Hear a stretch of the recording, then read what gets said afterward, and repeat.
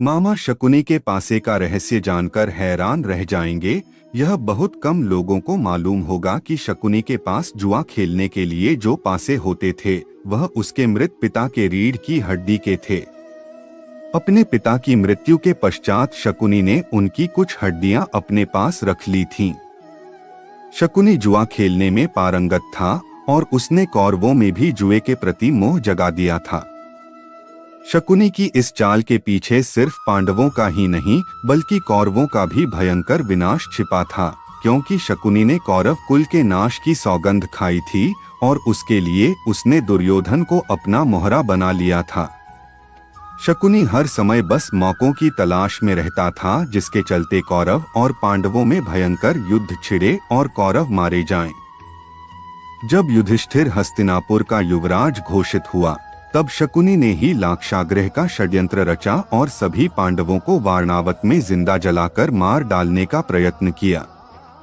शकुनी किसी भी तरह दुर्योधन को हस्तिनापुर का राजा बनते देखना चाहता था ताकि उसका दुर्योधन पर मानसिक आधिपत्य रहे और वह इस मूर्ख दुर्योधन की सहायता से भीष्म और कुरुकुल का विनाश कर सके। अतः उसने ही पांडवों के प्रति दुर्योधन के मन में वैरभाव जगाया और उसे सत्ता का लोलुप बना दिया।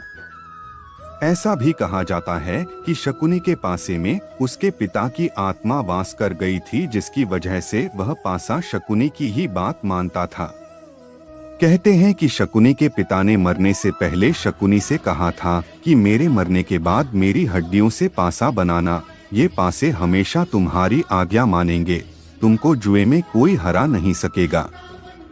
यह भी कहा जाता है कि शकुनी के पासे के भीतर एक जीवित भंवरा था जो हर बार शकुनी के पैरों की ओर आकर गिरता था, इसलिए जब भी पासा गिरता वह 6 अंक दर्शाता था। शकुनी भी इस बात से वाकिफ था, इसलिए वह भी 6 अंक ही कहता था। शकुनी का सौतेला भाई मटकुनी इस बात को जानता था कि पासे के भीतर भंवरा है। हालांकि शकुनी की बदले की भावना की इस कहानी का वर्णन वेदव्यास कृत महाभारत में नहीं मिलता है। यह कहानी लोक कथा और जनश्रुतियों पर आधारित है कि उसके परिवार को धृतराष्ट्र ने जेल में डाल दिया था, जहां उसके माता, पिता और भाई भूख से मारे गए थे। बहुत से विद्वानों का मत है कि शकुनी के पासे हाथी दांत के बने हुए थे। शकुनी मायाजाल और सम्मोहन की मदद से पासों को अपने पक्ष में पलट देता था। जब पासे फेंके जाते थे तो कई बार उनके निर्णय पांडवों के पक्ष में होते थे, ताकि पांडव भ्रम में रहे कि पासे सही है। जानिए पूरी कथा। शकुनी के कारण ही महाराज धृतराष्ट्र की ओर से पांडवों व कौरवों में होने वाले विभाजन के बाद पांडवों को एक बंजर पड़ा क्षेत्र सौंपा गया था, लेकिन पांडवों ने अपनी मेहनत से उसे इंद्रप्रस्थ में बदल दिया। युधिष्ठिर द्वारा किए गए राजसूय यज्ञ के दौरान दुर्योधन को यह नगरी देखने का मौका मिला। महल में प्रवेश करने के बाद एक विशाल कक्ष में पानी की उस भूमि को दुर्योधन ने गलती से असल भूमि समझकर उस पर पैर रख दिया और वह उस पानी में गिर गया। यह देख पांडवों की पत्नी द्रौपदी उन पर हंस पड़ी और कहा कि एक अंधे का पुत्र अंधा ही होता है।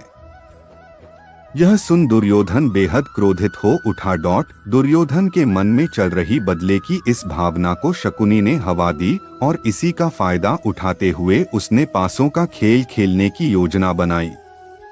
उसने अपनी योजना दुर्योधन को बताई और कहा कि तुम इस खेल में हराकर बदला ले सकते हो। खेल के जरिए पांडवों को मात देने के लिए शकुनी ने बड़े प्रेम भाव से सभी पांडु पुत्रों को खेलने के लिए आमंत्रित किया और फिर शुरू हुआ दुर्योधन व युधिष्ठिर के बीच पासा फेंकने का खेल।